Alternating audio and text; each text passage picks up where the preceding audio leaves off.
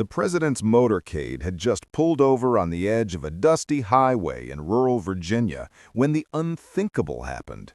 The presidential limo, the Beast, refused to start. Secret Service agents scrambled around the armored vehicle, barking into radios and checking systems, but nothing worked. The president was en route to a high-security meeting and the clock was ticking. Tension filled the air until a tiny, curious voice broke the silence. "Mister, I can help," said a little girl with grease-stained hands, clutching a small wrench almost as big as her arm.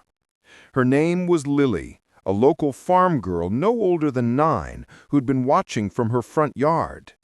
The agents exchanged skeptical glances, but with no time to lose, one of them hesitantly waved her over.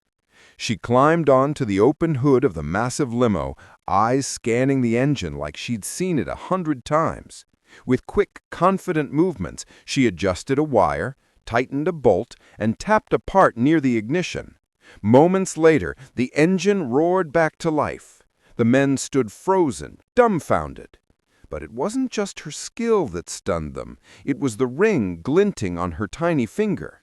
Silver, engraved with an insignia only a handful of people in the world recognized.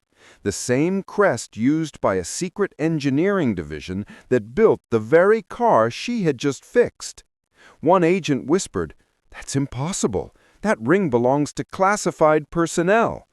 The girl smiled innocently. "It was my mom's. She used to work on cars like this before she went away." The lead agent's earpiece crackled with an urgent command from headquarters. "Find out who that girl is immediately." The president himself stepped out, crouched beside Lily, and asked gently, "Would you like to tell me about your mom?" She nodded shyly, clutching her ring.